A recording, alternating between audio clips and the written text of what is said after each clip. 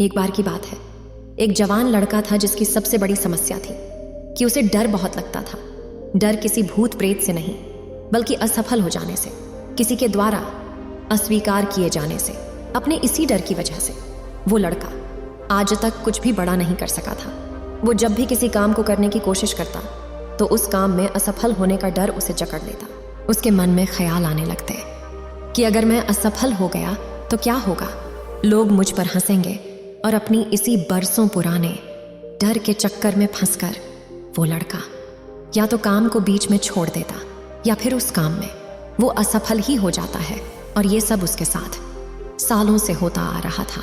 बचपन की कुछ शुरुआती असफलताओं और फिर उन असफलताओं की वजह से मिलने वाली तानों ने उसके मन में इतना गहरा असर किया था कि वो आज तक उनसे उबर न सका था।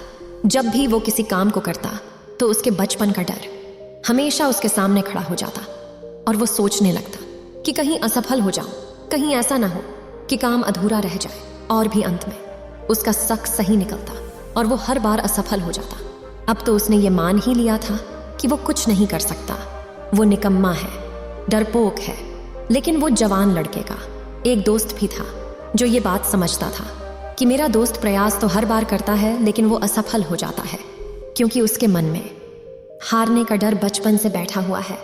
उसने कई बार अपनी दोस्त को समझाने की भी कोशिश की कि तेरी असफलता का कारण तेरे अंदर बैठा डर है, लेकिन कुछ फायदा नहीं हो रहा था। हालांकि वो लड़का भी ये बात समझता था कि ये बचपन से उसके अंदर बैठा हार का डर ही उसकी सफलता का कारण है, लेकिन वो चाहकर भी इस डर से छुटकारा नहीं पा रहा था। एक दिन जब वो लड़का अपने गांव के पास वाली नदी के किनारे बैठा हुआ था, तभी अचानक पीछे से आकर उसके उसी दोस्त ने बड़ी खुशी से कहा, मेरे भाई, तेरे सबसे बड़ी समस्या का समाधान मिल चुका है। ये वो जवान लड़के ने उदास मन से कहा, हाँ जानता हूं। तो फिर वही पुरानी बातें बोलेगा कि डरो मत कर, असफल भी हो गया तो क्या होगा, सभी असफल होते हैं। मैं तेरी बातें सुन सुनकर पक चुका हूं, अब कृपया कोई नया ज्ञान मत देना। यह सब उसके दोस्त ने कहा, मैं तुझे कोई ज्ञान देने नहीं आया हूं, तो पहले मेरी पूरी बातों सुन। उस जवान लड़के ने कहा, बताओ क्या बात है। उसके दोस्त ने कहा, आज हमारे गांव में एक बहुत ही बड़े सिद्ध महात्मा पधारे हुए हैं। लोग कहते हैं कि वो बहुत पहुंचे हुए संत है। जो भी अपनी समस्या लेकर उनके पास जाता है वो उसकी समस्या का निराकरण जरूर करते हैं। गांव के सभी लोग अपनी अपनी समस्याओं का समाधान उन साधु महाराज से पूछ रहे थे, तो मैंने सोचा कि क्यों ना हम तेरी भी समस्या का समाधान उनसे ही पूछ लें। यह सुनकर जवान लड़के ने कहा कि क्या सच में वो इतने पहुंचे हुए महात्मा हैं? दोस्त ने कहा, गांव के बड़े बुजुर्ग तो यही बोले रहे हैं कि वो बड़े ही आत्मज्ञानी व्यक्ति हैं। यह सब जवान लड़के ने कहा, तो फिर चल अपन भी चल के उस साधु महात्मा से मेरे डर को खत्म करने का तरीका पूछते हैं। वे दोनों लड़के उन साधु महाराज के पास जाते हैं। वहां काफी भीड़ लगी होती है, तो वो दोनों अपनी बारी का इंतजार करते हैं। जब सभी लोग वहां से चले जाते हैं तो वो दोनों अपने हाथ जोड़कर साधुओं महाराज के सामने बैठ जाते हैं।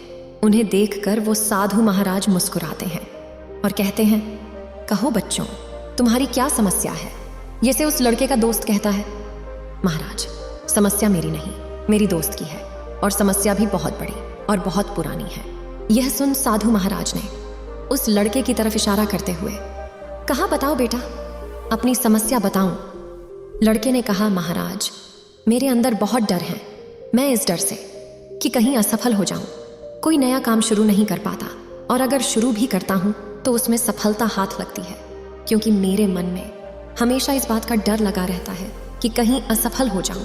अगर असफल हो गया तो लोग क्या कहेंगे, और ना जाने इस तरह के कई और डर भरे डरावने प्रश्न हमेशा मेरे मन में चलते रहते हैं। इसलिए कृपया कर आप मुझे बताइए कि मैं कैसे अपने डर को खत्म करूं, मैं कैसे छुटकारा पाऊं।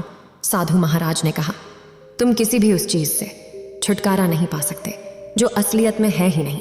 साधु महाराज ने उस लड़के से पूछा, क्या तुम डरे हुए हो कि मैं तुम्हारे बारे में कुछ ऐसी बात ना बोल दूं जो तुम्हारे डर को और बढ़ा देगी?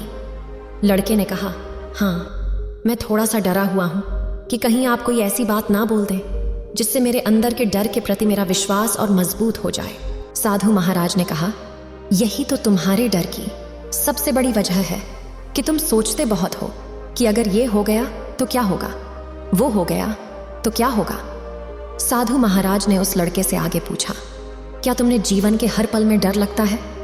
उसने कहा, नहीं, मुझे हर पल तो डर नहीं लगता। ये मुझे तभी लगता है जब मैं किसी काम को अपने हाथ में लेता हूं। साधु महाराज ने पूछा, लेकिन तुम्हें हर समय डर क्यों नहीं लगता? लड़के ने कहा, क्योंकि मैं हर समय डर के बारे में नहीं सोच रहा होता हूं। साधु महाराज ने पूछा, क्या जब तुम खाना खाते हो तभी तुम्हें डर लगता है? लड़के ने कहा, नहीं। साधु महाराज ने फिर पूछा, क्या जब तुम सोते हो तभी तुम्हें डर लगता है? लड़के ने कहा, महाराज, आप कैसी बातें कर रहे हैं? मुझे सोते वक्त क्यों डर लगेगा? मैं कोई छोटा बच्चा थोड़े ना हूं। साधु ने कहा, फिर तो मैं किसी बड़े काम को करते वक्त ही डर क्यों लगता है? लड़के ने कहा, क्योंकि जैसे ही मैं कोई नया काम करने का प्रयास करता हूं तो मेरे सारे पुराने असफल कामों की तस्वीर मेरी आंखों के सामने आ जाती है। वो सारी बातें दिमाग में चलने लगती हैं जो लोग मेरे बारे में करते हैं। जब मैं सफल हो जाता हूं और भी ये सब सोच सोच कर मुझे ऐसा महसूस होने लगता है कि मैं इस काम में भी असफल हो जाऊंगा। ये सुन साधु महाराज हंसते हुए कहा, तो क्या अभी भी तुम्हारे समझ में नहीं आया कि तुम्हारी असफलता का कारण तुम्हारा डर नहीं बल्कि तुम्हारा उस डर के बारे में अधिक सोचना है?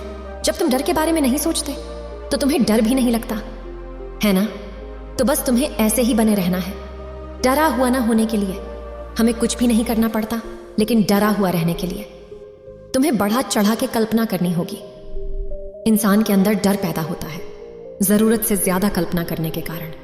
जो अभी नहीं हुआ तो उसे भी अपने मन में बना रहे हो कि ऐसा भी हो सकता है, जबकि चीजें सब अलग प्रकार से हो सकती हैं।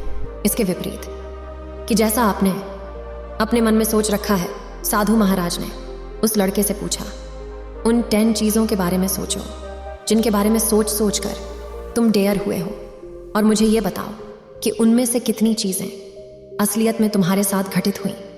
लड़की ने कुछ देर सोचा और फिर कहा, महाराज, मुझे लगता है कि अगर मैं 10 चीजों को लेकर परेशान रहता हूं तो असलियत में उनमें से केवल एक ही चीज मेरे साथ घटित होती है। यह सुन साधु महाराज मुस्कुराए और बोले कि तो तुम बहुत बड़े बेवकूफ थे। तुम फालतू ही बाकी के 9 चीजों के बारे में सोच सोच कर खुद को परेशान किया। लड़के ने कहा, हाँ महाराज, ऐसा तो मैंने कभी सोचा नहीं। साधु ने कहा, यह डर असलियत में है ही नहीं, यह केवल तुम्हारे मन ने बनाया है और इसके बारे में सोच सोच कर तुम्हें इसे अपने अंदर मजबूत कर लिया है। लड़के ने कहा, महाराज, फिर अब मैं क्या करूं? साधु महाराज ने कहा, इस डर का मजा लो, आखिर तुमने ही इसे बनाया है। लड़के ने कहा, लेकिन कैसे महाराज? साधु महाराज ने कहा, अब जब भी तुम्हें अगली बार डर लगे तो उस डर को बस अपने मन के अंदर देखना कि उस डर की वजह से कैसे कैसे विचार तुम्हारे मन में पैदा हो रहे हैं। तुम्हें उन विचारों को रोकने का प्रयास नहीं करना और ना ही उन विचारों में खोना है, बस उन्हें मन में उठते और गायब होते देखना है, किसी पानी में डूबने वाली लहरों की तरह। और तुम्हें ये काम हर बार करना है जब भी तुम्हें डर लगे, और तुम देखोगे कि समय बीतने के साथ डर के विचारों की तीव्रता तुम्हारे अंदर से कम होती चली जाएगी। साधु ने कहा, संक्षिप्त में कहूं तो मनुष्य का डर उसके विचारों की वजह। अपने विचारों पर काबू कर इंसान किसी भी डर पर काबू पा सकता है। उस लड़के ने कहा, अब मैं समझ गया महाराज कि मुझे अपने विचारों का नियंत्रण करना है और मेरा डर अपने आप ही गायब हो जाएगा। साधु महाराज ने कहा, मेरी एक बात हमेशा याद रखना, इंसान जितना अपने विचारों पर साथ होता है उतना वो अपनी असल जिंदगी में कभी नहीं होता। अब वो लड़का उन साधुओं महाराज की बात पूरी तरह से समझ चुका था। उन दोनों ने साधु महाराज को प्रणाम किया और वहां से चले गए। बेवजह सोचते रहना हमारे अंदर डर पैदा करता है और फिर यही डर हमारी चिंता का कारण भी बनता है। अगर हम अपने आसपास देखें तो आज ज्यादातर लोग ओवर थिंकिंग के शिकार हैं और आज की जनरेशन में इसका सबसे बड़ा कारण है आसानी से और ज्यादा मात्रा में सूचनाओं का उपलब्ध होना। क्योंकि जब हमारे दिमाग को लगातार किसी न किसी प्रकार की सूचना मिलती रहती है तो ये इसका आदी हो जाते हैं इसे हमेशा ही किसी न किसी प्रकार की सूचना पर अपनी प्रतिक्रिया देने की आदत पड़ चुकी होती है, क्योंकि आज की सोशल मीडिया की दुनिया में हर एक न्यूज़, हर एक पोस्ट पर हमारा मन प्रतिक्रिया करता है। हम चाहे उस प्रतिक्रिया को अपने मुंह से बोले या ना बोले, हमारा मन हमेशा ये निर्णय करता है कि क्या सही है, क्या गलत है, ये होना चाहिए, वो होना चाहिए। इस तरह की बहुत से योजनाओं में हमारा माइंड हमेशा उलझा रहता है। पर क्योंकि हमारे माइंड को कुछ ना कुछ करने की आदत पड़ चुकी है, इसलिए जब हम कुछ भी नहीं कर रहे होते तब भी ये पुरानी प्राप्त सूचनाओं को याद कर अपनी प्रतिक्रिया देता रहता है। और फिर जिसे हम कहते हैं कि हमारा माइंड हमेशा ही कुछ ना कुछ सोचता रहता है। इसलिए अगर हम ज़्यादा सोचें, चिंता करें और फिर उस चिंता से उत्पन्न होने वाले डर से बचना चाहते हैं, तो सबसे पहले हमें अपने मस्तिष्क तक पहुंचने वाली सूचनाओं पर कमी लानी होगी। दूसरा, हमें अपने विचारों पर ध्यान देना होगा कि मस्तिष्क में कैसे विचार हमेशा चलते रहते हैं। तब जाकर हम खुद को इस ओवर थिंकिंग के चक्र से बाहर ला पाएंगे। उम्मीद है आप सभी को यह वीडियो अच्छी लगी होगी। अगर आप बुद्ध के सच्चे विश्वासी हैं तो चैनल को सब्सक्राइब और वीडियो को लाइक करके कमेंट में नमो बुद्धा लिख दीजिए।